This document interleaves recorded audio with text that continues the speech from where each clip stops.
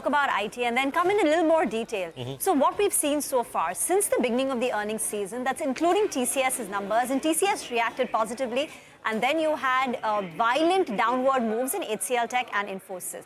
The Nifty IT index has slipped nearly 2.5% since the earnings began. Now, Q3 numbers were largely in line with expectations. There was a little bit of a pickup in growth. So if you pull up the year-on-year growth rates for the mid-cap, for the large-cap IT companies, we're looking at a mid-single-digit kind of a revenue growth. Infy at 6, TCS at 4.5, hcltech at 4.1%. But this is better than Q3 of last year. So there is a recovery taking place. But the question that even Rahul was talking about is that these are companies which are seeing a mid to high single-digit revenue growth.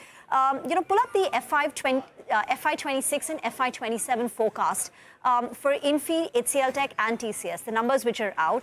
And on an average, analysts are expecting about an 8 to 9% revenue growth for these companies in FY26 and FY27. So therefore, if the expectation is for a high single-digit kind of revenue growth, what is the valuation you should ascribe to them? Because right now, even after the little bit of a correction, valuations is still higher than the 5-year average valuation multiple. So TCS is now closer to 28 times.